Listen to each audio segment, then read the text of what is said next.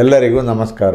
ನಾನು ಶಂಕರ್ ಭಟ್. ನನ್ನ ಹೊಸ ಯೂಟ್ಯೂಬ್ ಚಾನಲ್ ಹೋರಾಟದ ಅಮೃತ. ನಟ ದರ್ಶನ್ ಅವರು ಶುಕ್ರವಾರ ಜಾಮೀನು ಸಿಗುವ ನಿರೀಕ್ಷೆಯಲ್ಲಿ ಇದ್ದರು. ಆದರೆ ಆಕ್ಷೇಪಣೆ ಸಲ್ಲಿಸಲು ಸರ್ಕಾರಿ ಪರ ವಕೀಲರು ಸಮಯ ಕೇಳಿದ್ದರಿಂದ ಅರ್ಜಿ ವಿಚಾರಣೆ ಸೆಪ್ಟೆಂಬರ್ 30ಕ್ಕೆ ಮುಂದೂಡಿಕೆಯಾಗಿದೆ. ಈ ಕಾರಣಕ್ಕೆ ದರ್ಶನ್ಗೆ ಟೆನ್ಷನ್ ಶುರುವಾಗಿದೆ. ಇದರ ಜೊತೆಗೆ ಒಂದು ವಿಚಾರದ ಬಗ್ಗೆ ಅವರಿಗೆ ಆತಂಕ ಶುರುವಾಗಿದೆ. ಇದೇ ವಿಚಾರ ಅವರ ಜಾಮೀನಿಗೆ ತೊಂದರೆ ತಂದೊಡ್ಡಬಹುದು ಎನ್ನುವ ಆತಂಕ ಎದುರಾಗಿದೆ. ಸೋಮವಾರ ಜಾಮೀನು ಸಿಗುವ ನಿರೀಕ್ಷೆಯಲ್ಲಿ ದರ್ಶನ್ ಇದ್ದಾರೆ. ಆದರೆ ಜಾಮೀನು ಸಿಗೋದು ಅಷ್ಟು ಸುಲಭದಲ್ಲಿ ಇಲ್ಲ. ದರ್ಶನ್ ಅವರನ್ನ ಐಟಿ ಅಧಿಕಾರಿಗಳು ವಿಚಾರಣೆ ಮಾಡ್ತಿದ್ದಾರೆ. ಇದು ದರ್ಶನ್ಗೆ ತೊಡಕಾಗುವ ಸಾಧ್ಯತೆ ಇದೆ ಎನ್ನಲಾಗಿದೆ.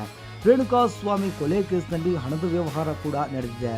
ಇದರಿಂದ ದರ್ಶನ್ ಅವರನ್ನ ಐಟಿ ಅಧಿಕಾರಿಗಳು ವಿಚಾರಣೆ ಮಾಡ್ತಿದ್ದಾರೆ. ಈ ವಿಚಾರಣೆಯ ಕೆಲ ಅಂಶಗಳು ಕೊಲೆ ಬಳಿಕ ಹಣ ವಹಿವಾಟು ಮೇಲೆ ಸರ್ಕಾರಿ ವಕೀಲರು ಅಪಸ್ವರ ತೆಗೆಯುವ ಸಾಧ್ಯತೆ ಇದೆ. ಕೊಲೆ ನಡೆದ ಸ್ಥಳದಲ್ಲಿ ಪವಿತ್ರ ಗೌಡ ಇಲ್ಲ ಎಂದು ಅವರ ಪರ ವಕೀಲರು ವಾದ ಮುಂದಿಟ್ಟಿದ್ದಾರೆ. ಐಟಿ ವಿಚಾರಣೆ ಹಾಗೂ ಪವಿತ್ರ ಗೌಡ ಅವರ ನಿಲುವು ನೋಡಿಕೊಂಡು ದರ್ಶನ್ ಕಾನೂನು ಹೋರಾಟಕ್ಕೆ ಮುಂದಾಗುವ ಸಾಧ್ಯತೆ ಇದೆ. ದರ್ಶನ್ ಜಾಮೀನಿಗೆ ಅರ್ಜಿ ಸಲ್ಲಿಕೆ ಮಾಡಿರೋದು ಕೆಳ ಹಂತದ ನ್ಯಾಯಾಲಯದಲ್ಲಿ. ಒಂದೊಮ್ಮೆ ಇಲ್ಲಿ ಜಾಮೀನು ಸಿಗದೆ ಇದ್ದರೆ ಹೈಕೋರ್ಟ್ಗೆ ಹೋಗಬಹುದು.